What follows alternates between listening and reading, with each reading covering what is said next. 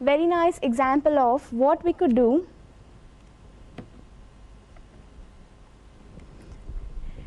to, we have loads of data, there's no doubt about it, and that's what Mohit mentioned.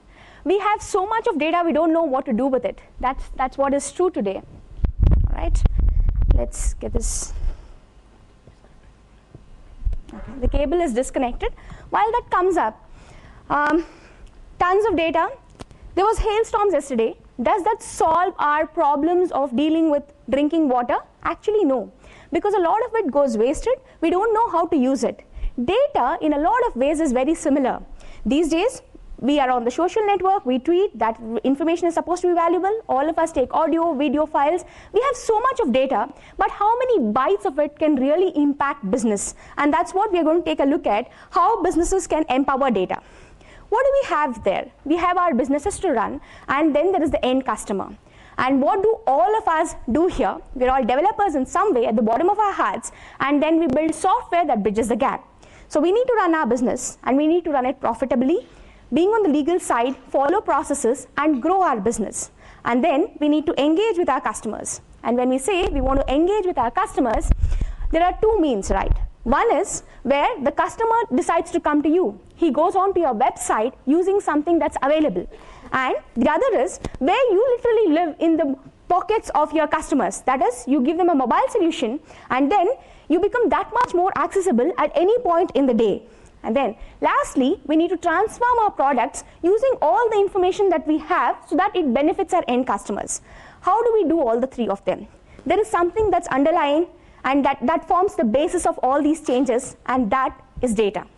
So we'll actually see what can bridge and empower us with this data. The thing is, we have so many diverse technologies to do everything.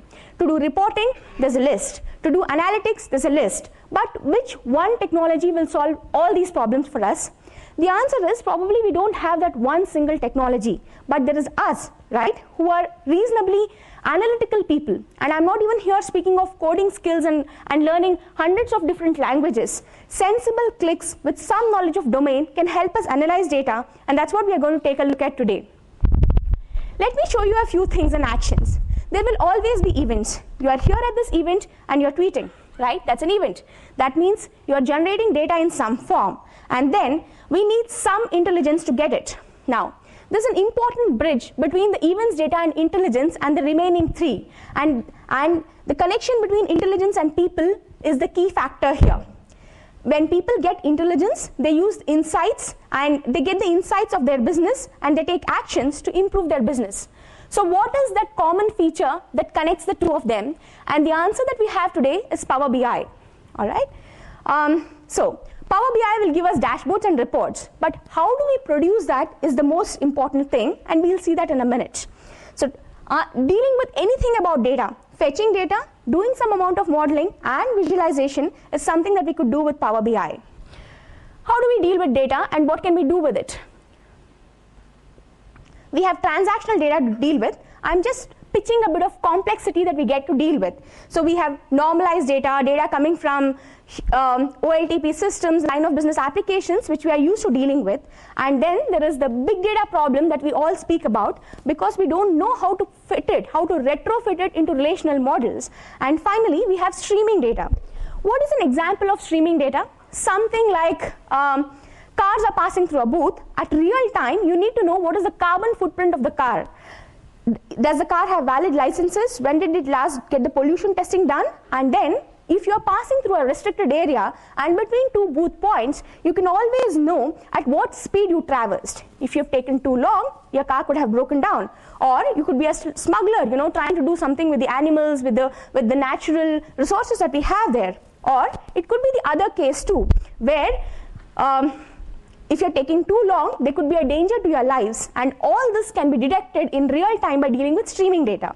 So now there are two sources, right? One is obviously the data that is generated in the cloud, which lives and dies within the cloud, and the other is where we have things on-prem, and things will remain on-prem for reasonably long periods of time. So we need systems that will interact with both and help us analyze, and we'll see how we can do it. So now we've spoken of various different streams of data. Let's see where we can fetch all the data from.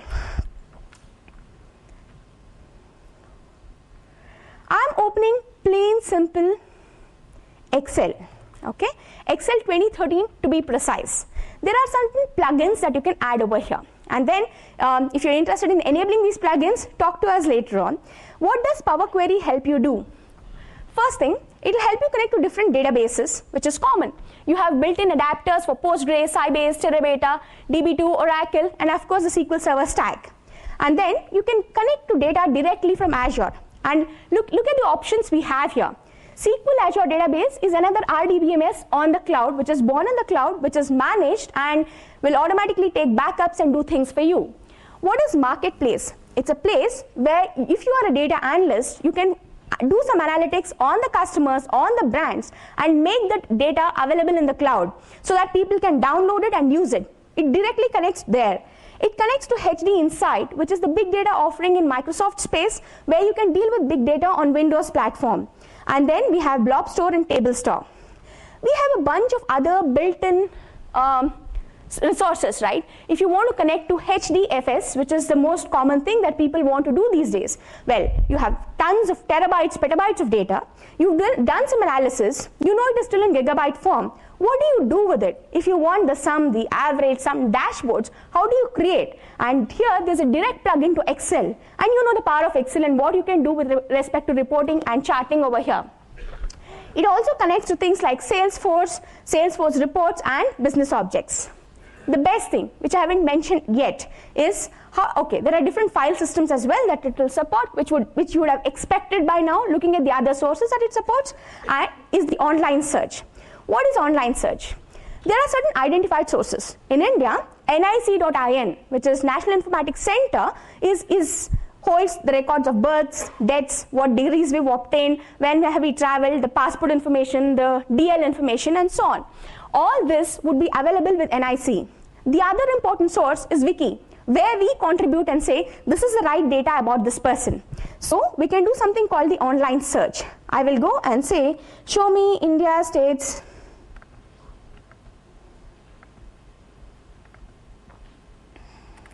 okay. No wonder I was typing out at the wrong place.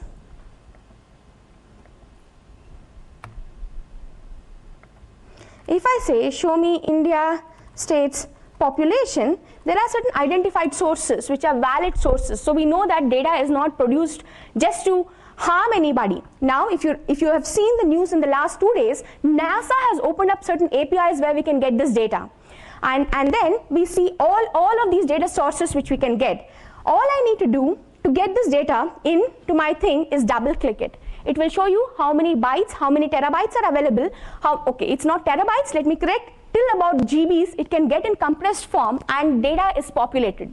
To get data from any of the sources that we have spoken about, all you need to do is just get them in here by a few clicks. That is the power of getting data into Excel, right?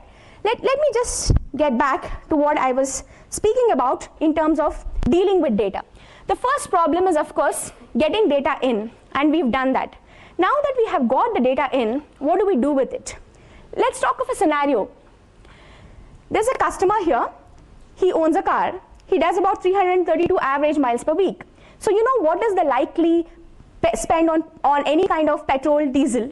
And then we know we can get certain attributes. He's a sporty driver, probably a little rash, probably does a bit of mountainous trekking kind of drives.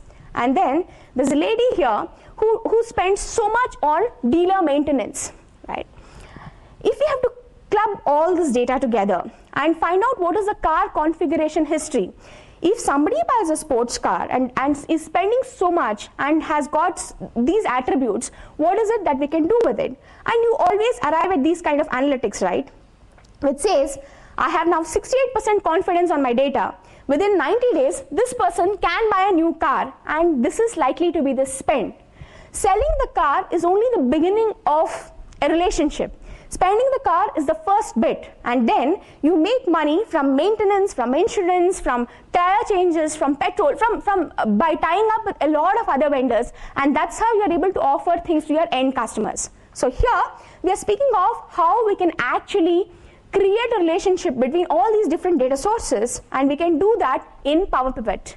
Where does Powerpivot reside again? It's an O365 offering, it's a SaaS offering, or you can do it in Excel.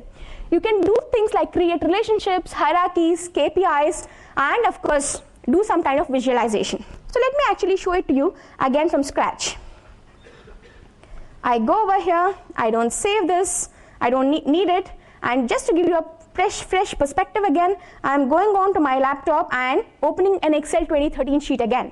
What are we focusing on this time? We get data from different sources. Okay, I just opened an Excel so far when the screen was not shared. Thank you. So all I have open here is a plain simple Excel, and now we are focusing on how we can create relationships in Excel to do this. I'll go on to my Powerpivot tab.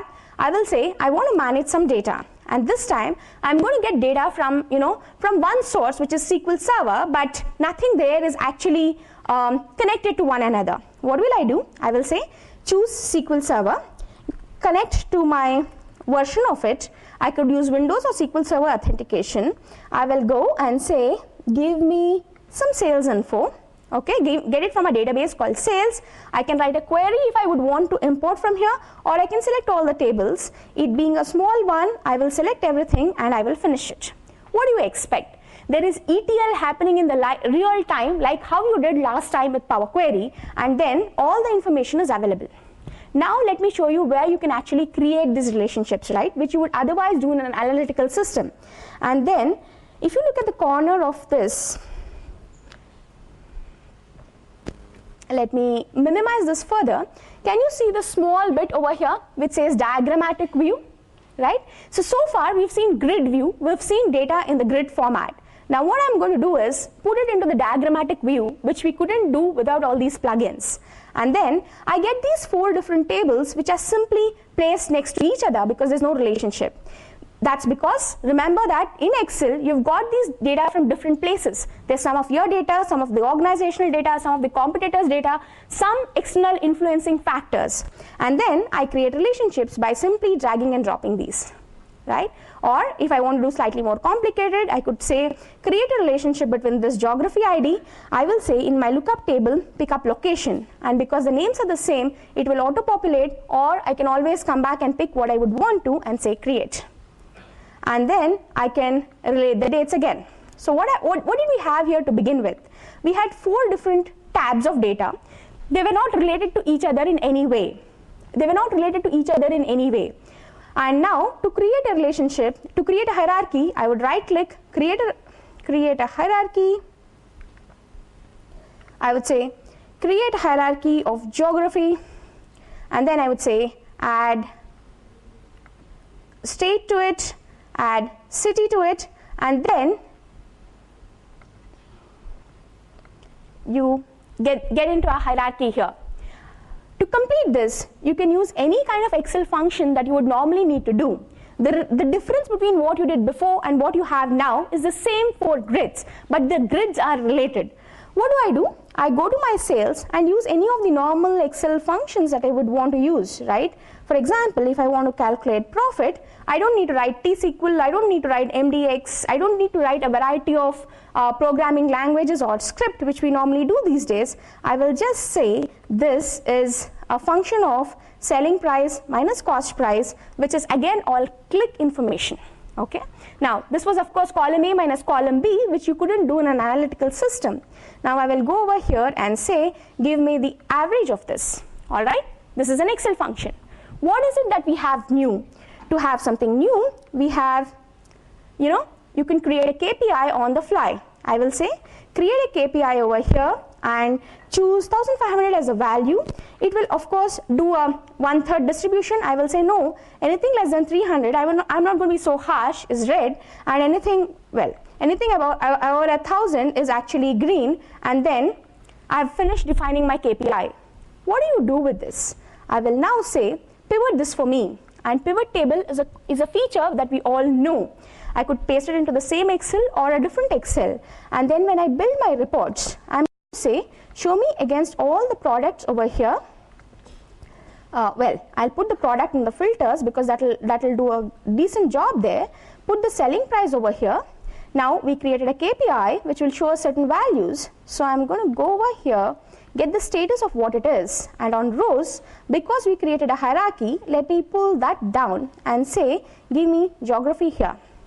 How long did it take us to actually get this, right? Let me put the status also over here. How long did it take for us to create something like this?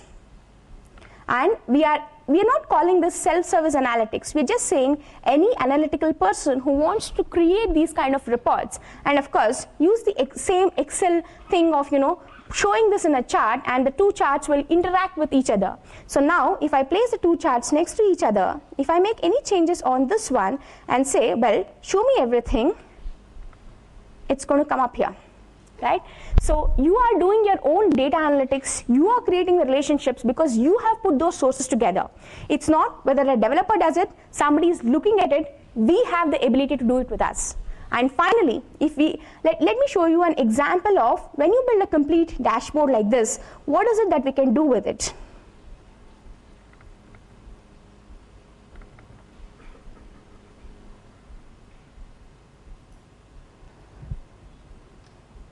You can build a dashboard like this in a couple of minutes, and then when all the elements are rightly connected, you can play around with it. By clicking on one thing, you will be able to showcase the other things in there. Power of Power BI, 4 things that you could do. One is get data from different sources using Power Query, build relationships on the fly between the different sources of data that you get, which is equivalent to building a data model, which is what we would call as Powerpivot. Then you build relationships here, and then you, along with bit of map integration. So if I want to find out what is that this represents, it's actually going to connect back and change the graph along with this. I can do something like this and look at how the play is between all the different elements of the dashboard. This visualization again takes like a couple of minutes to create. So Power BI is where we think the future of analytics lies. There are a couple of different SKUs from a sales perspective, and I would want to wrap this up by saying this is what we have. Our powerful system here, which combines the most complete data with the most powerful intelligence made easy with Power BI. Okay? If you need to explore this, just go to Power BI and get that started. Thank you so much. I hope you will enjoy the data analytics piece of it.